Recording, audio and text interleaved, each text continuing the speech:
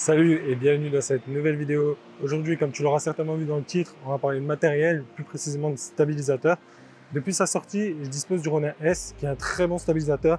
Il est solide, ses moteurs sont très performants, mais il a selon moi un très gros point faible, c'est son encombrement et son poids. C'est pour ça que j'ai décidé de changer de stabilisateur. J'ai investi dans le Webuild S, c'est le sujet de la vidéo. Je vais te faire mon petit test avis sur ce stabilisateur, mais avant ça, je te laisse avec quelques images tournées avec le Webuild S. C'est parti.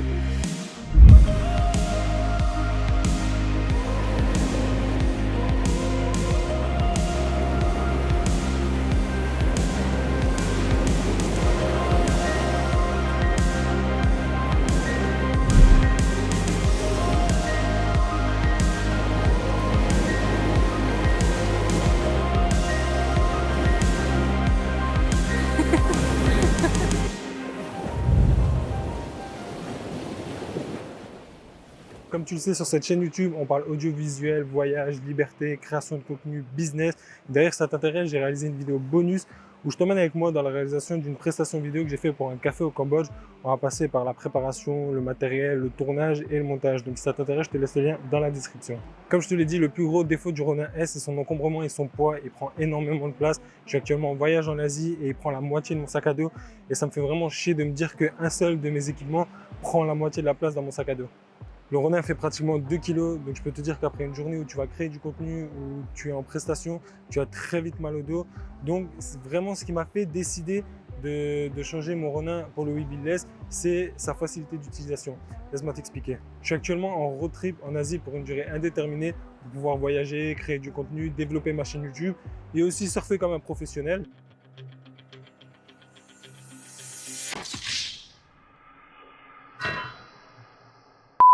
Et il m'arrive parfois quand je vais créer du contenu, par exemple ça m'est arrivé au temple de Angkor, j'étais toute la journée là-bas pour créer du contenu et en fin de journée je me baladais et je voyais des spots vraiment intéressants et là je me disais bon je vais sortir ma caméra pour pouvoir shooter.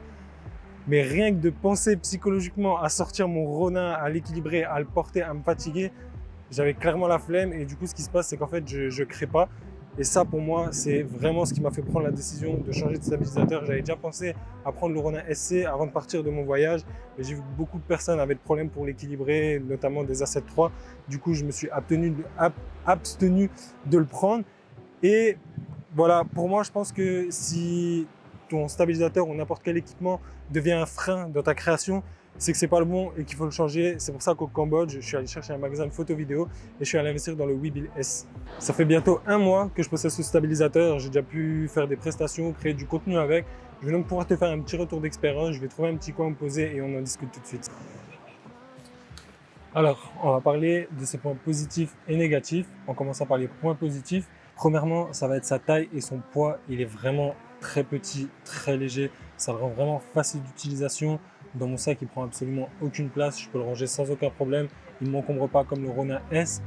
Sur une prestation ou une journée où je vais créer du contenu à l'extérieur, je peux le tenir à bout de bras sans aucun problème toute la journée. Ça ne me fatiguera pas, surtout si tu le mets à ce niveau-là. Tu peux vraiment le tenir à bout de bras comme ça et c'est vraiment loin d'être les 2 kg du Ronin S. Tu peux vraiment le porter sans problème et du coup, ça me rend beaucoup plus productif parce que j'ai toujours mon boîtier prêt à shooter à bout de bras. Donc ça, c'est vraiment un gros point positif.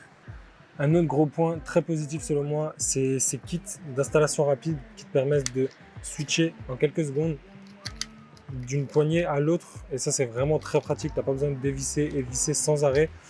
Mais alors attention, parce que si tu veux pouvoir switcher d'un endroit à l'autre, il faut que tu achètes les 2 kits parce que bien évidemment, c'est vendu à part. Tu as cette partie plus cette partie.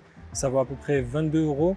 Et là où je trouve que Zhiyun ont un peu merdé, c'est que si tu veux pouvoir switcher de l'un à l'autre, il faut que tu achètes 2 kits et tu auras en plus de ça une pièce qui ne te sert à rien.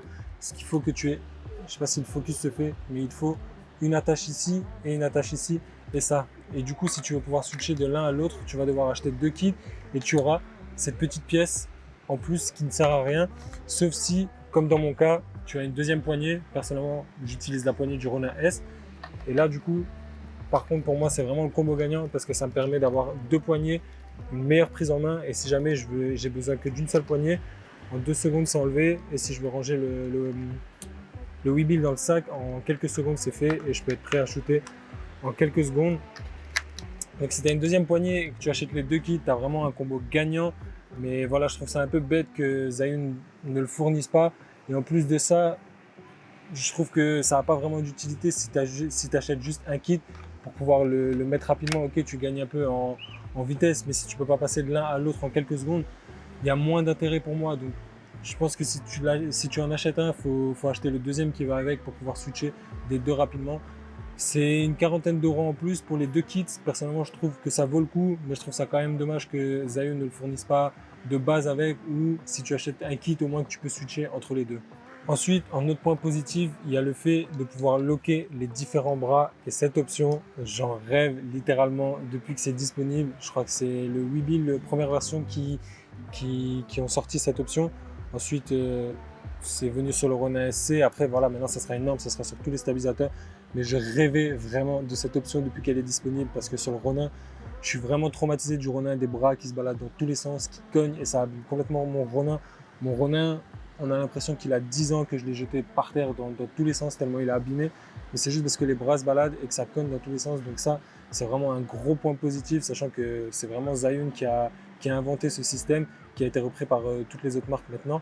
Mais voilà, c'est vraiment un très gros point positif parce que tu peux balader, tu peux ranger ton boîtier sur le côté de ton sac, tu peux le tenir à bout de bras comme ça se balade pas. Ça permet aussi d'équilibrer ton boîtier beaucoup plus rapidement. Personnellement, j'ai jamais eu de mal à équilibrer mon stabilisateur, mon Ronin S. Mais c'est vrai que quand tu goûtes au calibrage avec cette petite option, ça fait vraiment la différence. Tu t'équilibres plus rapidement, plus précisément. Tu te prends moins la tête, c'est plus rapide. Donc voilà, cette option, c'est vraiment le top. Même si maintenant elle va être présente sur tous les stabilisateurs, c'est un très gros point fort. Ensuite, un autre point positif, les moteurs sont très performants. Zhiyun communique que leurs moteurs sont 300% plus puissants que le Webull première version. Alors je ne sais pas si c'est vrai, mais en tout cas je peux te dire qu'ils supportent facilement mon A7 III. Bon là c'est l'A7 II avec le 2875. Il le supporte très facilement, donc il n'y a vraiment aucun problème là-dessus. J'ai pas encore eu de problème pour l'instant. Après ça fait seulement un mois que je l'utilise. Et j'ai aussi souvent besoin de changer d'objectif pendant mes prestations et j'ai pas forcément le temps après avoir changé l'objectif de rééquilibrer. Le Ronin S a des moteurs tellement puissants que je peux changer d'objectif. Je lance juste un autotune et même s'il n'est pas équilibré, il fera très bien le taf. Là-dessus, c'est à peu près pareil. J'essaie quand même d'équilibrer au minimum au moins l'axe du... Je sais plus comment il s'appelle. Tu vois ce que je veux dire. J'équilibre juste cet axe et j'ai aucun problème. J'ai pas de souci de tremblement. Pareil, je lance un autotune vite fait à travers la navigation du Webull et il fait le taf. Donc au niveau des moteurs, je suis satisfait. Ils font vraiment le taf. Ils ont l'air vraiment puissants. Donc voilà, c'est aussi une chose que je vais noter dans les points positifs. Ensuite, concernant les points négatifs, j'ai pas grand chose à les reprocher, du moins pour l'instant, j'ai rencontré encore aucun problème avec. Sauf que je trouve qu'il fait assez cheap. C'est vraiment du plastique. Après, négatif, oui et non, parce que ok, c'est du plastique, mais c'est aussi ce qui fait sa force, vu que ça le rend beaucoup plus léger. Donc, ok, point négatif, mais on n'a pas cette impression de solidité comme sur le Ronin S par exemple. Les boutons font vraiment cheap, ils bougent, c'est vraiment du plastique quoi. Donc moi j'ai vraiment cette impression d'avoir un jouet en main. Surtout quand je fais certains plans, tu peux faire des plans POV, donc des plans comme ça. Et à ce moment-là, genre quand tu sens qu'il y a du poids et à ce niveau-là, tu as l'impression que ça va craquer. C'est vraiment une sensation désagréable. Moi j'ai pas eu de problème, j'espère pas en avoir. Mais voilà, c'est vraiment une impression de jouer aussi. Si tu fais un plan comme ça et que tu lèves, à ce niveau-là, le poids est là et on a vraiment cette impression que ça va craquer. On entend le plastique qui fait du bruit, c'est vraiment désagréable. Après, ça gêne en rien l'utilisation. Si ça tient sur le temps, il n'y a aucun problème. Ensuite, un autre point, mais ça c'est vraiment pour chipoter, le fait d'avoir des piles au lieu d'avoir une batterie, le fait de devoir sortir des piles, pareil, ça me donne vraiment cette impression de manipuler un jouet. Après, ça c'est vraiment du détail, c'est pas dérangeant, mais j'aime pas ce côté où on doit sortir des piles pour les charger. Mais à part ça, j'ai vraiment pas grand chose à lui reprocher. Après, comme je t'ai dit, ça fait seulement un mois que je l'ai. Mais dans l'ensemble, j'ai rien à lui reprocher à part qu'il fasse un peu cheap. En conclusion, je suis vraiment satisfait de ce gimbal parce qu'il répond vraiment à mes besoins actuels. Comme je te l'ai dit en début de vidéo, je suis en road trip en Asie pour pouvoir créer constamment du contenu et voyager avec un Ronin S, c'est impossible. C'est vraiment impossible, c'est vraiment un frein pour ta création. Donc, dans ce cas-là, le Webull répond vraiment à mes besoins et j'ai toujours été pro DJI. Quand le Ronin SC est sorti, je voulais partir dessus. Heureusement que j'ai un peu attendu les retours des utilisateurs parce que énormément de personnes ont eu des problèmes à équilibrer leur boîtier, notamment les A7 III où il faut enlever l'œilleton du boîtier pour pas qu'il touche le moteur de derrière. Enfin bref, c'est pas bon. DJI ont un peu merdé sur ce coup-là. Du coup, Zhiyun est venu avec leur Webill S, avec leur moteur vraiment performant, un gimbal compact et léger. Du coup, je suis parti là-dessus, malgré que j'ai toujours été pro DJI et j'en suis entièrement satisfait. Donc Zhiyun ont vraiment fait fort là-dessus. J'ai vraiment aucun problème à l'équilibrer avec mon 28-75, avec mon 17-28 de chez Tamron, mon 50 mm, je peux rajouter un micro, je peux rajouter des LED, il n'y a vraiment aucun problème, il le supporte. Mais comme tout ce qui tourne autour du matériel, il n'y a jamais vraiment de meilleurs stabilisateurs, de meilleures caméras, il y a toujours des accessoires ou des équipements qui répondent à tes besoins. Actuellement, mes besoins sont de voyager léger, de pouvoir créer plusieurs heures sans me fatiguer. Le Webill répond exactement à ce besoin. C'est pas pour autant que je vais jeter ou vendre mon Ronin S, parce que quand je vais rentrer en France et que j'aurai de grosses prestations ou j'aurai besoin d'un gros setup, c'est le Ronin que je vais prendre, parce que bien évidemment le Ronin S reste plus performant, les moteurs sont plus performants, mais faut bien comprendre que pour chaque besoin, tu vas avoir besoin de matériel différent. Le Webill correspond vraiment pour du run and gun, si tu veux faire du mariage, si tu veux faire du voyage, si tu veux vraiment un truc run and gun léger, le Webill va vraiment répondre à tes besoins. Si tu as un petit setup, si après tu as du gros setup et que tu vas sur de la grosse prestation, c'est pas le Webill S que tu vas utiliser. Il faut vraiment que tu comprennes que avant d'investir dans n'importe quel stabilisateur ou n'importe quelle caméra, accessoire, etc., il faut bien que tu comprennes que le matériel, il faut toujours partir de ton besoin pour voir ce dont tu as besoin. Il ne faut pas acheter la meilleure caméra parce que tel et tel youtubeur l'ont dit. Il faut vraiment partir de ton besoin. Donc ça, c'est une parenthèse, mais c'est très important à comprendre. J'aurais pas investi dedans si j'en avais pas besoin actuellement, si je serais pas en voyage. Je pense pas que j'aurais investi dedans, même si le Ronin pèse quand même lourd pour des prestations.